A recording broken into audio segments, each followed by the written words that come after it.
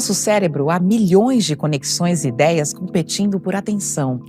É como se dá o raciocínio. Mas quando aparecem ideias inconsistentes sobre o mesmo assunto, vem o conflito. E nesse momento, dizem alguns neurologistas, nosso cérebro só tem uma coisa a fazer: rir. Muitas vezes, diante de uma tragédia, acionamos o mecanismo do humor. Logo, surgem anedotas sobre algo que é dramático. Por quê? O humor tem a capacidade de passar pelas frestas mais escondidas da nossa mente. Como se dá esse processo, a ciência ainda não descobriu com exatidão. Eu escolhi, a pedido do Marcelo, uma visão intrapsíquica, isto é, uma visão do que acontece ou do que a gente supõe que aconteça dentro da mente para que o humor possa acontecer, operar, tanto no seu vértice, vamos dizer assim, na sua manifestação externa, que são anedotas, programas humorísticos, tudo que a gente conhece de manifestação do humor, mas que de um certo jeito a gente pode ter por certo que nasce dentro de uma maneira de elaborar um fato. Então, um fato como ele é percebido. Essa foto é uma foto real, né? Americana, de 1923. Tem uma senhora assinalando, mostrando um sinal que fala: japoneses, né? Japs, keep moving. Japoneses, continuem em movimento. Este é um bairro de homens brancos. É dizer, ela não parece ter nenhum problema, não é? Inclusive mostrar. Não sei como alguém disse, está passando um japonês ali que ela aponta, porque ela parece não achar que está grande o bastante o sinal dela, né? Obviamente, vocês podem notar que não há graça nenhuma nessa foto. Agora a outra foto.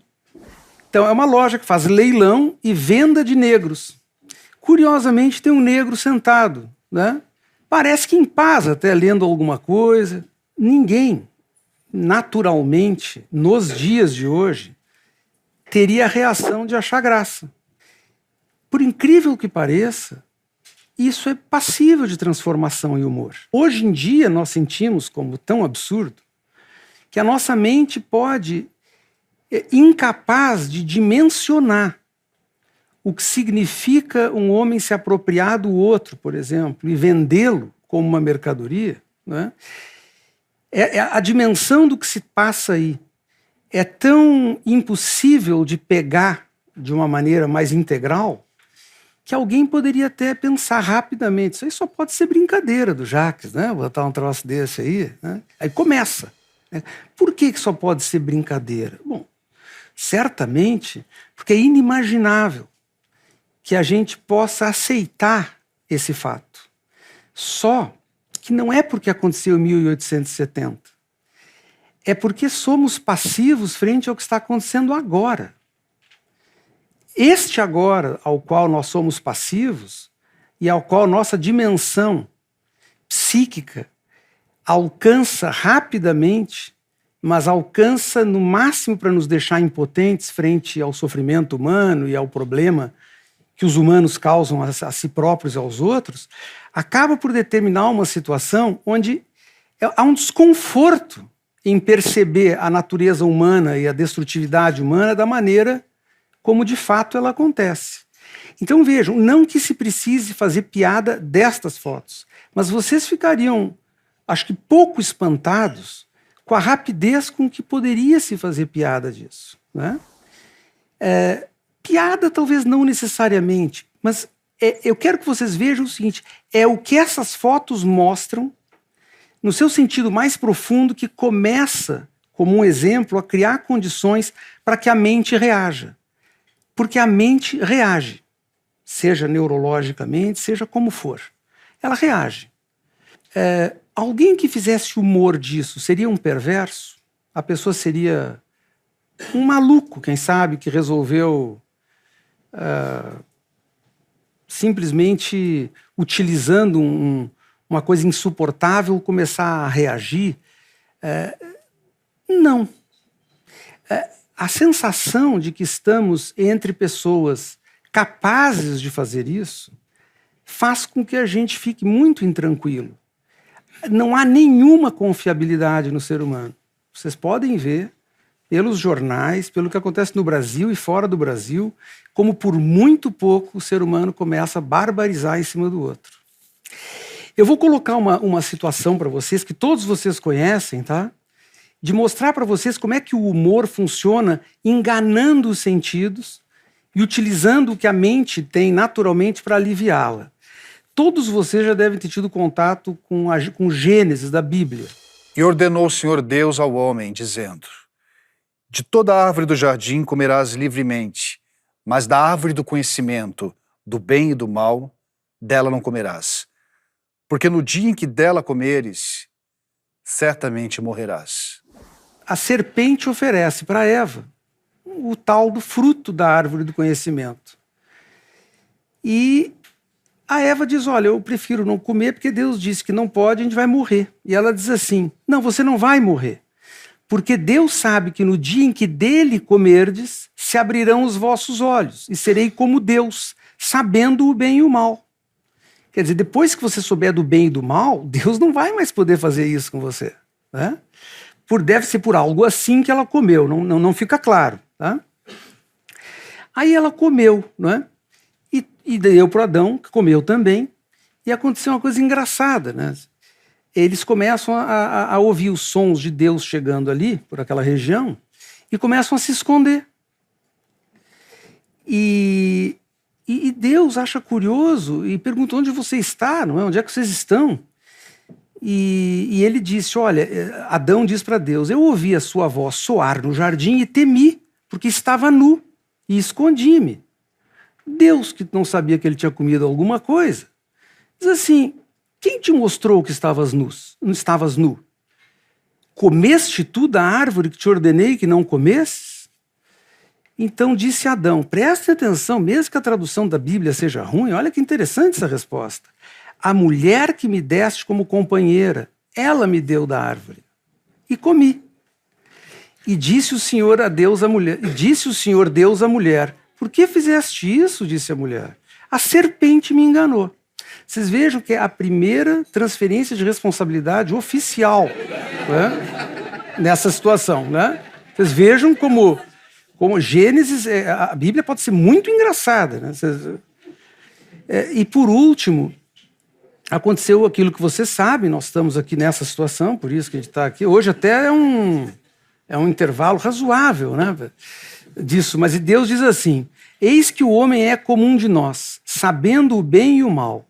Ora, para que não estenda a sua mão, vejam essa, é violenta, e tome também da árvore da vida, coma e viva eternamente, o Senhor Deus, pois, lançou para fora do jardim do Éden, para lavrar a terra de que fora formado. E vejam que curioso, tudo isso para vocês verem o seguinte, ao adquirir a consciência, perdemos o paraíso. A consciência custa o paraíso. O humor tenta retomar uma gotinha do paraíso pelo único jeito que ele pode, que é enganando essas autoridades. Na figura mitológica da Bíblia, Deus é a autoridade, mas nós não precisamos da Bíblia, nós temos 180.385 trilhões de deuses dentro de nós, dizendo o que pode, o que não pode, o que acontece, o que não acontece.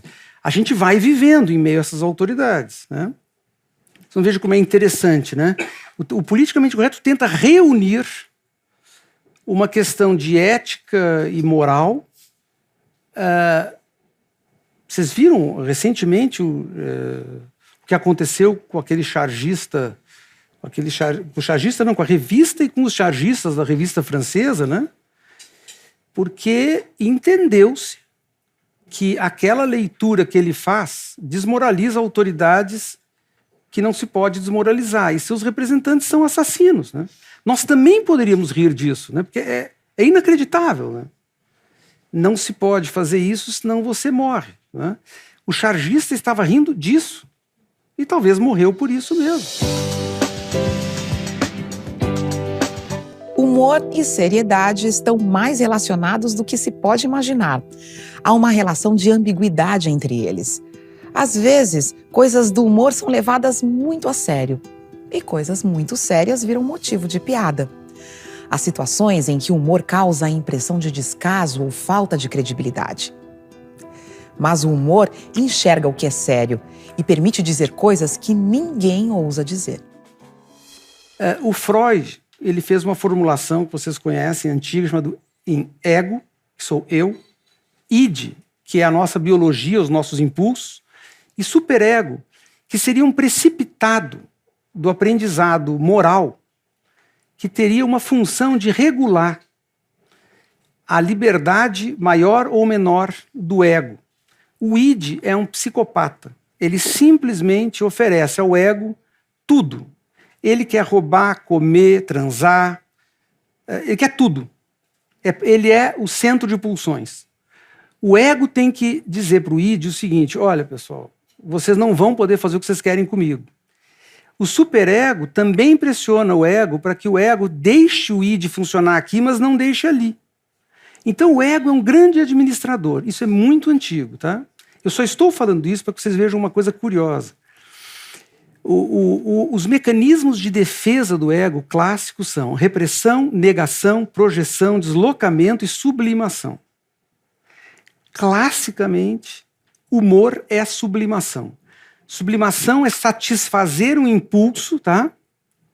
Com um objeto substituto. Ao invés de você querer dar um soco na sua ou no seu sogro, sogra, irmão, irmã, tio, você come um cheesecake. Né? Você sublimar engorda há muitos anos isso, né? Quem resolver esse problema, né? Mas existem outros mecanismos muito úteis. Curiosamente, esses mecanismos de defesa também são formadores de sonhos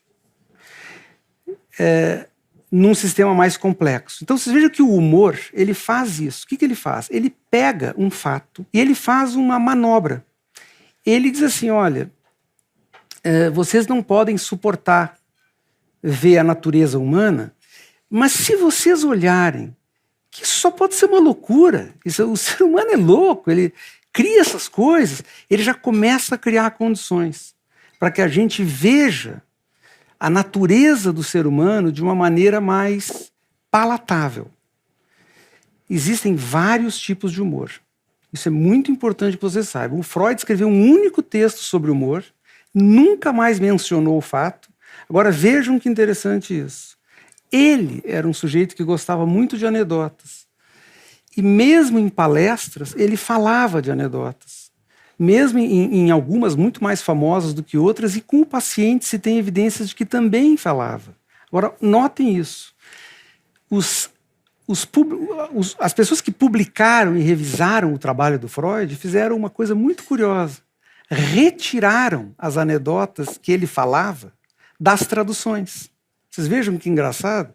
Porque eles, como autoridades, achavam que aquilo era como se não fosse levar a sério. Como se o Freud não fosse tão sério.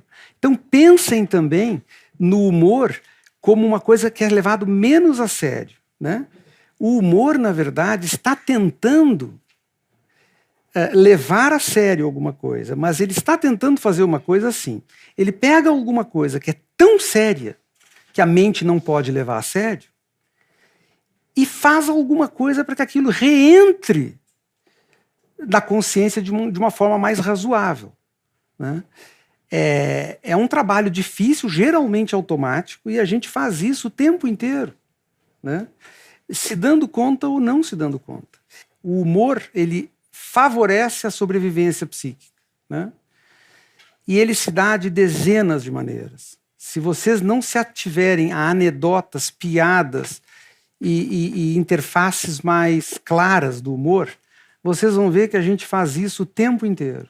Até não levando a sério alguma coisa demais, já estamos criando condições não de desmoralizar até mesmo o que está nos sendo relatado, mas de nós podermos suportar, né? Então, vou dar um exemplo clínico para vocês. Vocês pegam, é comum segunda-feira, não é? o marido fala mal de alguma coisa que aconteceu em casa, no domingo e no sábado. É até suspeito que o fim de semana seja considerado algo de descanso. Num consultório de psicanálise, nota-se na segunda-feira que não houve nenhum descanso sábado e domingo. Né? Discussões em carro são excepcionalmente importantes, né? Especialmente na volta das festas. Né? E é muito engraçado de ver. Eu digo para vocês que é engraçado. É uma profissão muito engraçada. E por que essas pessoas estão brigando? Vocês não vão acreditar. É pelo que elas estão dizendo. Uma porque disse, outra porque não disse, uma porque olhou, porque não olhou. Tudo isso está sendo feito. Mas se vocês notarem, falta humor. As pessoas estão rindo, estão sofrendo por falta de humor. É óbvio que a mulher do cara é esquisita. Existe alguém que não seja? Né? É óbvio que ele é um chato, que a mulher disse. E alguém não é? Não é? Mas acontece, vejam que a falha do humor como é perigosa. Eu levei a sério que minha mulher me disse uma certa coisa. Mas aí é um azar muito grande que o senhor tem, não é? De levar isso a sério. Não é? É ela que está dizendo, quem tem aquela mente é dela. A mente é dela, é ela que está pensando. O senhor nem tem nada a ver com isso. Não é? O senhor não parece usufruir de humor. Não, mas vem cá, mas eu não vou levar a sério o que ela está dizendo, eu preciso ser respeitado. Bom, se essa pessoa tivesse humor, ela poderia ter ido embora desse casamento há muito tempo. Né? Mas sem humor ela fica. Não que seja o único jeito de ficar, com humor também dá para ficar. E a gente fica. Quem está casado sabe que tem que ter humor para ficar. Que é uma maneira de destituir a nossa autoridade. Quer ver? A minha mulher está fazendo uma coisa que a minha mãe não gosta. A minha mãe não está lá, mas os representantes dela dentro de mim estão todos. Né? Então ela começa a fazer, minha mãe não gosta. Minha mãe está dentro de mim. Né? Aí ela começa e minha mãe lá dentro dizendo, que mulher desgraçada, né? E aí o que acontece? Ou eu tenho que dizer para minha mãe não levá-la muito a sério e dizer, pô, mãe, mas tu também é chata como o cão, né? Deixa minha mulher em paz. Né? Me deixa em paz. Senão, o que a gente faz? Leva a sério. Eu já fiz isso, eu levei a sério minha mãe e mandei um monte de gente longe. Né? E é muito curioso, se vocês prestarem atenção, nós não somos porta-vozes de nossos pensamentos. Nós somos de muitos que nos antecederam e alguns fazem isso com orgulho. Né? Muito orgulho. Ó, meu avô já dizia isso. Né? E o seu avô já faz tempo que faleceu, faz algum tempo. Né? Mas o senhor representa ele ainda? Representa. Né? Lá em casa a gente faz o que ele manda. Né? Mas o que o senhor pensa? 90% diz não sei. Então, por isso que falta humor. Quem sabe que não sabe o que pensa, pelo menos pode dizer para a mãe, para o pai, para quem está dentro, que eu não sei o que penso, mas pode não ser verdade o que você está dizendo. Então deixa eu ficar com a minha mulher. Né? Ou a pessoa que não sabe. Por que eu estou falando isso? A finesse do humor está em Shakespeare, isso aparece nas figuras do clown, do bobo da corte, no Rei Lear, ou King Lear. Esse bobo, vale a pena vocês verem, ouvirem, lerem essa peça do Shakespeare por inúmeras razões. O bobo da corte do Rei Lear, ele faz um papel que é apresentar para o rei a realidade. O rei está louco, ele fica louco. E o bobo, de uma forma completamente escrachada, a gente tem horas que pensa que o rei vai mandar matar ele, porque é um desrespeito absurdo, ele diz para o rei que o rei está louco. A dizer para um rei que o rei está louco. E se retomasse tudo pela força? Monstruosa ingratidão. Se tu fosses meu bobo, titio, ias apanhar muito para aprender a não ficar velho antes do tempo. Como assim? Tu não devias ter ficado velho antes de ter ficado sábio. Não permita que eu fique louco. Oh, louco não, céu bendito, conserva a minha razão. Eu não quero ficar louco. Ele tentava desmoralizar para esse rei a autoridade ao qual ele estava submetido. Esse rei preferiu deixar a melhor filha de lado porque ela falou a verdade. Depois ele foi liquidado pelas outras duas filhas que mentiram e teve o maior remorso da história. Ninguém aqui é capaz de ter o remorso que o rei Lear teve. E é engraçado que o rei, o bobo, vejam esse humor, porque é humor. Ele desmoralizando o que fez o rei ter remorso, o rei não ria, mas ele conseguia viver. O humor são mecanismos psíquicos variados que viabilizam o contato do indivíduo com alguma coisa. A risada ou não risada é sempre um alívio, né? Então vocês têm que ter em mente que a função do humor é desmoralizar autoridades. Algumas delas, elas são tão perfeitamente forjadas que elas parecem que estão a nosso favor, né? O humor não é partidário, o humor ele não tem simpatias com isso ou com aquilo. Ele é o que eu estou privilegiando. Eu não sei quem aqui conhece o Rilke, o nome dele é Rainier Maria Rilke. Ele foi um cara curioso, além de poeta, ele foi secretário particular do Rodin. Vejam o que o Rilke diz sobre ironia, né? Ele fala isso num livro chamado Cartas a um Jovem Poeta, mas ele fala, num trecho da carta, para este poeta que ele escreve, ele fala o seguinte: não se deixe dominar por ela, sobretudo em momentos estéreis. Nos momentos criadores, procure servir-se dela como de mais um meio para agarrar a vida. Utilizada com pureza, ela também é pura e não nos deve envergonhar. Ao verificar, porém, que se familiariza demais com ela, temendo uma intimidade excessiva, volte-se para os objetos grandes e graves, diante dos quais ela se encolhe desajeitada. Busque o âmago das coisas, aonde a ironia nunca desce. E ao sentir-se destarte como que à beira do grandioso, examine ao mesmo tempo se essa concepção das coisas deriva de uma necessidade de seu ser. Sob a influência das coisas graves, com efeito, a ironia ou o abandonará por si mesma, se tiver sido algo de ocasional, ou então se reforçará, caso lhe pertença como coisa inata num instrumento sério, enquadrando-se no conjunto dos meios com que o senhor deverá moldar a sua arte.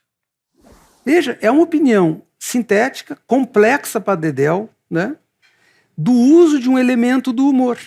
Vocês podem observar que a ironia ela faz com que uma certa autoridade não seja levada a sério.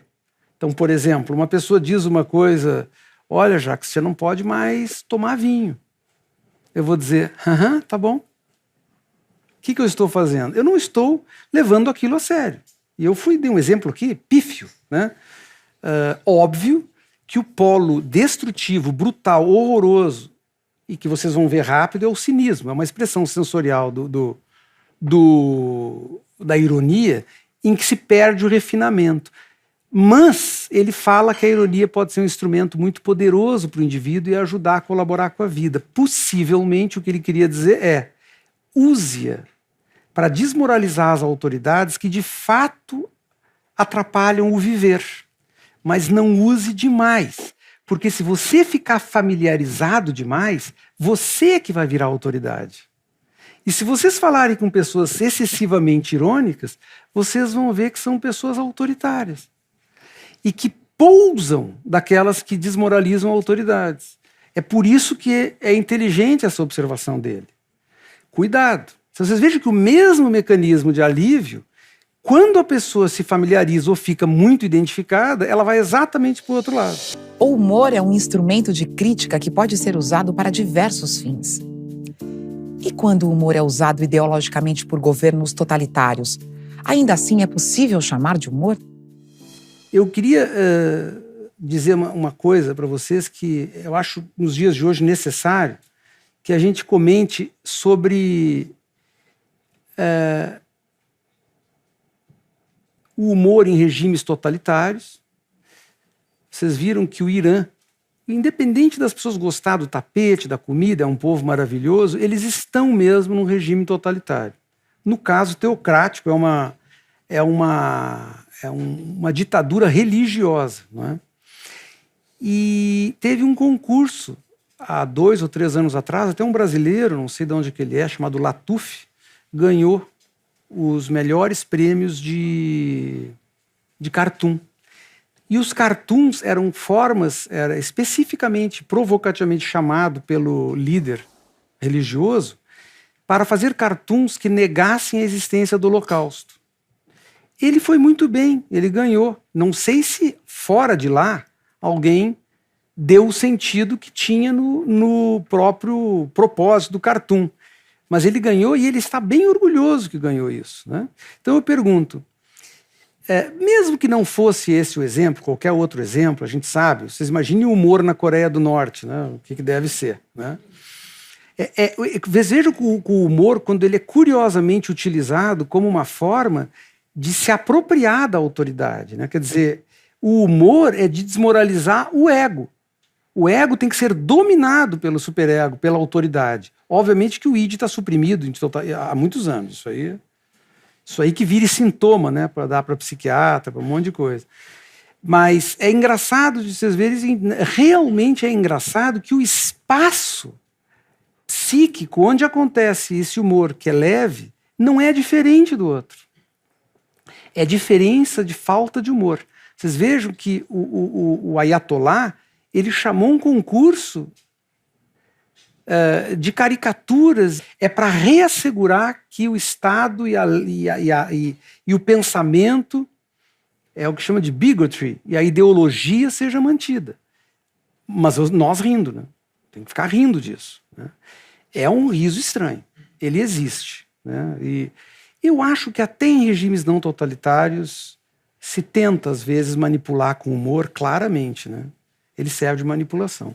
Eu estou muito interessado em entender por que esses repressores e perseguidores implicam com o humor. Então, qual é o problema de pessoas sérias em relação ao humor? Veja, o sério para a psicanálise é o que considera a realidade. A parte que vocês vejam que eu resisti, acabei não falando. Isso aí foi inconsciente, mas meio consciente também, do politicamente correto. Aí estaria a resposta. O que acontece é o seguinte: assim como um bebê precisa que seus pais tenham contato com a realidade, o adulto tende a entender que para a adaptação social dele no meio é preciso estar de acordo com as regras do grupo. Como isso é verdade? Então as crianças não são ensinadas outra coisa a não ser aprenderem a se adequar aos grupos. Então elas vão a escolas, né? Elas fazem aquilo que devem fazer para, inseridas no grupo, cuidarem de sua sobrevivência. Eu nunca ouvi falar numa escola que ensina a pensar. Tem escola que faz esta propaganda. Mas eu nunca vi.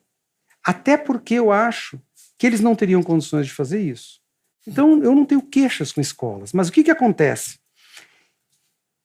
Os repressores, eles estranham. Não é exatamente que eles querem destruir a possibilidade do humor. Eles estranham que alguém comece a pensar com autonomia e questionar as bases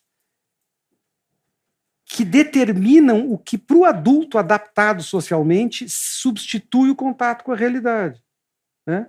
Então, o que acontece? A adaptação social não passível de questionamento é o que é entendido pelo adulto como realidade.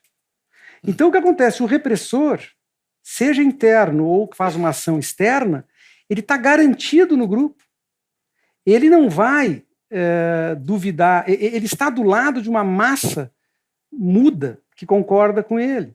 Como nós temos representantes internos desse grupo, o humor ele mexe com isso, ele é tolerado e até bem aceito, mas a partir de um ponto, ele pode pegar um fio desencapado, né? Então, a grande questão que o humor, eu acho, pode colaborar é como de falar sobre autonomia sem atacar a adaptação social. Né? Geralmente é difícil. É muito difícil de fazer isso. Né? Microscopicamente no consultório é o que um psicanalista deve fazer, mesmo sem fazer nenhuma piada. É o que ele deve fazer, para a pessoa poder ser um pouquinho quem ela é, já que adaptada socialmente ela está. Se o humor pode ser uma ferramenta para manipular o outro, pode também ser um alívio para as nossas angústias. Abrir um espaço maior para o humor dentro de nós favorece uma vida física e psíquica mais leve. Nos relacionamos melhor com nós mesmos, com o outro e com as questões às vezes tão pesadas do nosso mundo. Uma moça me procurou porque o marido estava traindo ela com a melhor amiga. Mas o curioso é que poucos minutos depois, um pouco constrangida, ela é que estava atraindo a amiga para o marido, né? Vocês vejam, por que ela ficou sem jeito para me falar? Não preciso dizer, né? Eu não sou autoridade, mas dentro dela tem alguém dizendo que isso não pode, né? Atrair a melhor amiga para ficar com o marido. Eu perguntei, mas por que você faz isso? Ela disse, olha, é para ver se acaba com esse desejo dele de uma vez, né? Olha, eu sou um cara gordinho, já fui mais gordo. Acabar desejo de gordo com comida é mentira, porque na próxima refeição, né? Vocês vejam que é muito engraçado a pessoa dizer que está muito chateada com o marido que está traindo ela, né? Só que she means it. Ela pensa mesmo que o marido está traindo. Essa é uma mulher engraçada, né? Então eu pensei assim, se eu puder ajudá-la a rir disso, né? Não precisa morrer de rir, né? Mas vocês vejam assim, de tudo que ela falou, a única coisa que me preocupou é ela estar se maltratando, né? É ela que está se maltratando. O marido está feliz da vida, né? A amiga, que depois eu vim a conhecer, está muito feliz, né? Mas eu queria que vocês vissem a felicidade da amiga. Vocês vão ficar chocados. Ela não está feliz, né? Quer dizer, alguma coisa está acontecendo. A pessoa não precisa ser ensinada a ter humor, assim, dizendo, olha, você tem que rir disso. Isso é ridículo, né? Não precisa. Mas ela precisa ver, ganhar mentalmente o espaço que só o humor oferece. Então vocês vejam que eu vou desligando o humor do concreto, né? Essa é a função do humor. Tem muitas vozes dentro da gente, né? De resistência, autoridade, e que muitas vezes bloqueia a gente de sentir o humor no cotidiano. E como, de alguma forma, é possível fazer alguma mudança para ele fluir mais livremente, para ser uma coisa mais natural da gente sentir? Como é que é teu nome? Natália. Natália, a primeira coisa é fazendo essa pergunta, né? Então, tu vê, essas autoridades, possivelmente as que tu fala, favorecem a que tu tenha ficado socialmente adaptada, né? Elas querem que você fique socialmente adaptada, não porque elas são loucas e más, mas porque é como nós aprendemos que a sobrevivência se dá, né? Então, esses convites do espaço que o humor cria, eles podem ser desenvolvidos na medida onde tu entende que ter dúvidas sobre o que tu estás pensando pode ser levado a sério. Então, por exemplo, perguntas que você pode fazer para você mesmo. Será que só porque eu estou pensando é verdade? Né? Porque as pessoas se apropriam daquilo que pensam como sendo igual ao que elas são. O que elas pensam, às vezes, não é o que elas pensam, e sequer tem qualquer coisa a ver com elas. Então, a indagação sobre se o que você está sentindo é verdade ou verdadeiro. A gente usa mais verdadeiro porque o conceito de verdade é muito atrapalhado, né? A indagação é fundamental, né? Então, você veja, se de um lado você não precisa desafiar a adaptação social, por outro, você pode duvidar dos excessos da adaptação social, né? Quer ver um exemplo? Não tem dia que eu atendo uma moça que ela não se pergunta, ainda hoje, se ela pode ligar para o cara para perguntar se ele quer sair com ela. As pessoas acham que isso já passou, né? Não passou. Por que essa moça não pode? Veja, naquilo que se fala de adaptação social, mesmo ela não sendo chamada de galinha, vagabunda e outros derivados mais suaves dessa mesma ideia, ela tem medo. Certamente não é só de convidar o rapaz para sair, né? Então veja, como é que a pessoa pode vir com humor? Eu posso já ser quem sou, ou eu ainda não posso ser quem sou por conta da adaptação social. Esta resposta, para quem você vai perguntar, certamente vai dizer que você ainda não pode ser quem é, a não ser que seja o rapaz, né? Ele vai dizer, pode me ligar sim, ainda que eu vá chamar você depois de um monte de coisas pela minha adaptação social, né? Então, veja que é assim, é questionando o exagero da nossa identificação com os elementos da nossa adaptação social, né? Entendeu? Compliquei também de novo? Foi? Então, Muitas vezes existe um personagem na família que é o humorista. É o tio maluco, Isso. é o cara que fala as coisas que ninguém está com coragem de falar. Será que esse cara tem um papel que poderia dar algum alento para a paranoia da segunda-feira? Não, é uma boa pergunta, viu? Olha, essa figura, ele anda, existe, né? Ela existe às vezes caricaturalmente, né? Então ele granjeia esse espaço onde ele escapa da autoridade do irmão, que é o pai da família, ou do avô, não é? Então ele não se incomoda de ser considerado meio maluco, porque ele, na verdade, está ganhando a liberdade, né? E geralmente são generosos e angustiados o bastante para oferecer liberdade para os outros, né? Correm risco de vida, né? Mas frequentemente aliviam. O que acontece, e é muito curioso, né? É que muito rapidamente, para a infelicidade dessa turma, que pode até me incluir um pouco, né? Eles podem ser banalizados, né? Existe esse risco, porque o que acontece é que a família ela é um grupo de pessoas que está muito de olho na chefia, né? Então, o problema, por exemplo, um pai ou uma mãe muito neurótico, muito autoritário, mesmo fora como é que fala? Mesmo fora das caricaturas, eles podem ser, e são, mais poderosos do que o tio libertador, não é? Esse tio vai ser alvo de boas memórias, etc. e tal, e possivelmente utilizado na economia psíquica dessas pessoas como algo de grande valor. Mas o curioso, e vocês vão ver que coisa engraçada isso, né? É que é mais fácil identificar-se com o perseguidor do que com o libertador. Porque como do perseguidor se tem medo, a gente ficando parecido com o perseguidor acha que vai ter menos medo, ou pelo menos a simpatia do perseguidor. O caso extremo é a síndrome de Estocolmo. Esse tio pode ser injustiçado, né? Ele pessoalmente. Então eu recomendaria para esse tio que ele tivesse, digamos, uma autoestima forte e não dependesse do reconhecimento desse grupo. Porque quanto mais ele tiver que desmoralizar nesse grupo, mais ele vai ser desmoralizado, né? Me veio algumas coisas na cabeça, como um trecho de uma música do Frejá, que ele fala que rir de tudo é desespero. E também me veio assim, palhaços, os clowns, né, que muitas vezes são pessoas tristes. Como é que você, como psicanalista, vê essa questão da fuga?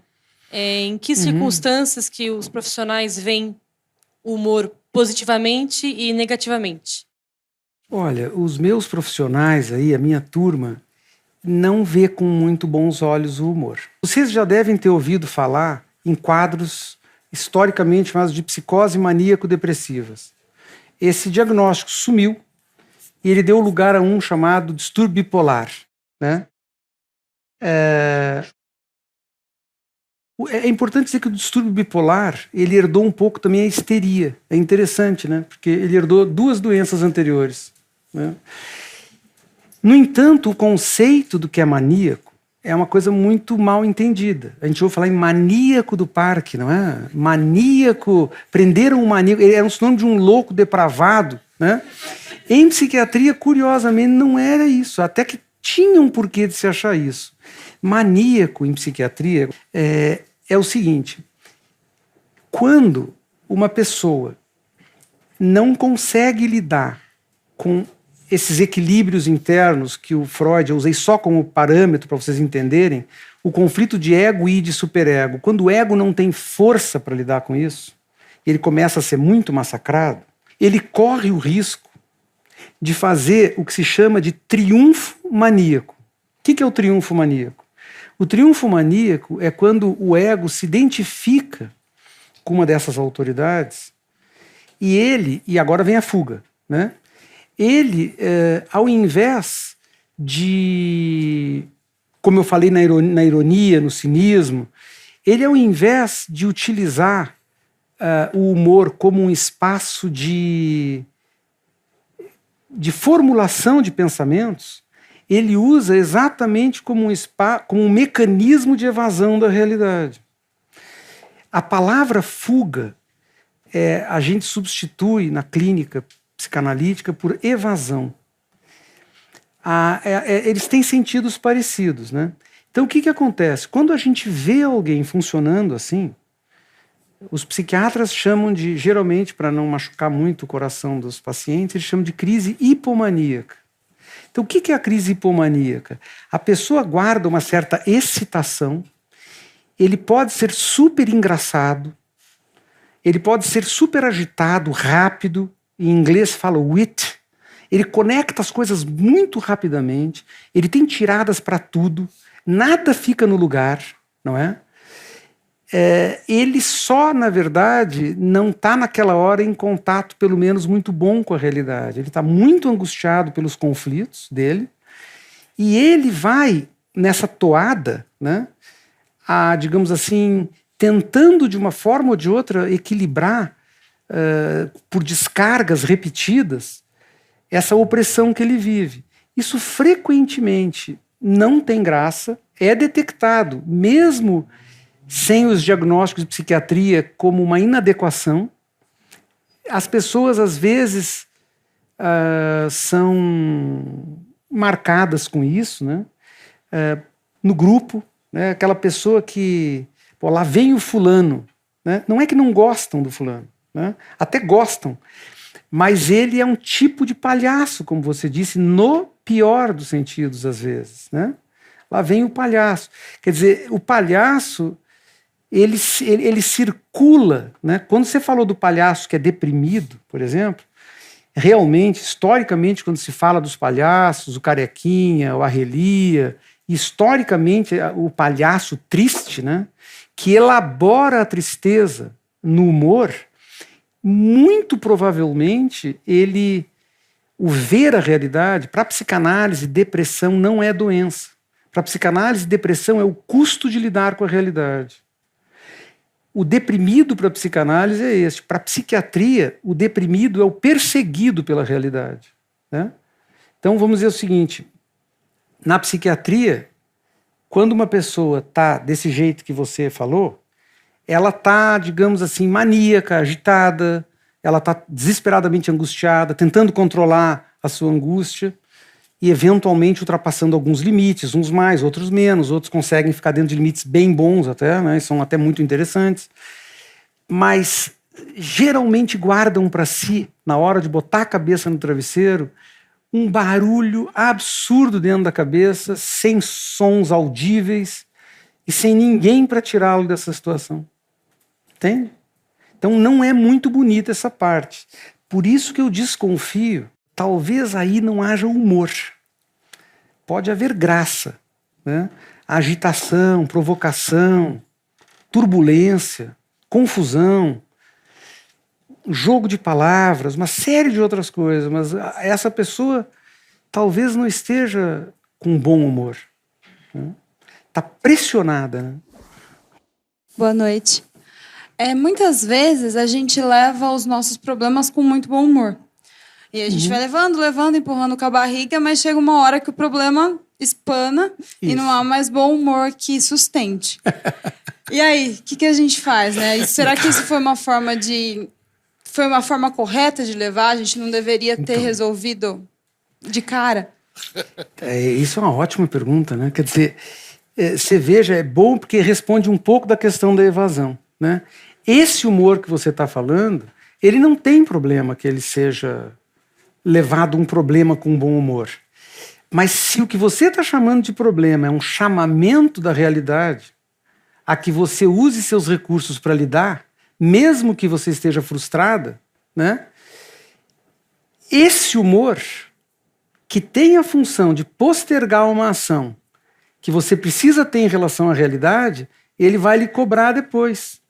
Toda suspensão de contato com a realidade, via humor ou não, vai depois ou deixar a pessoa deprimida pela perseguição ou perseguida pela depressão.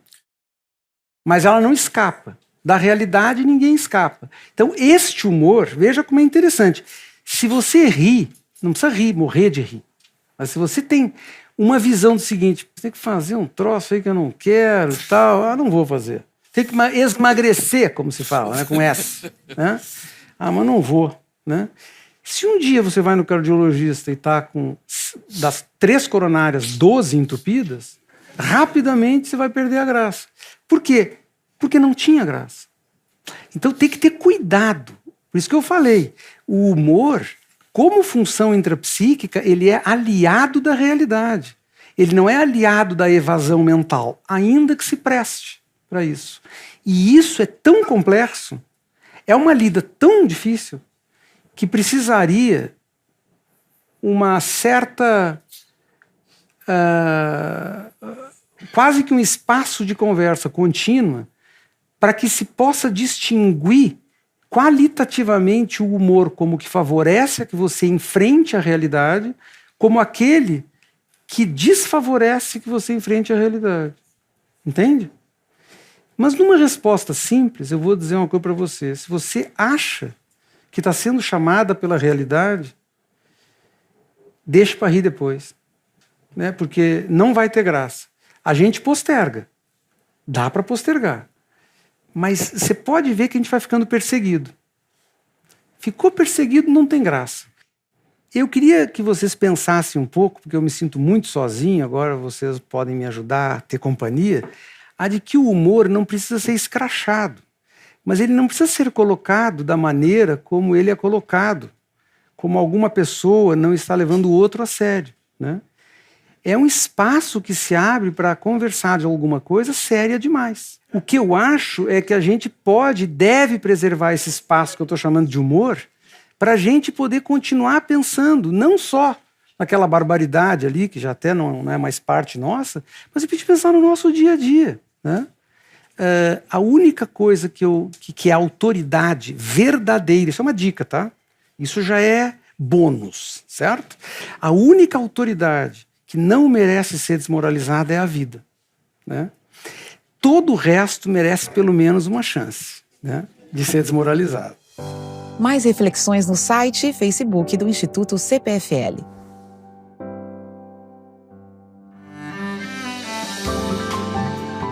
Por que o humor não consegue florescer dentro do autoritarismo?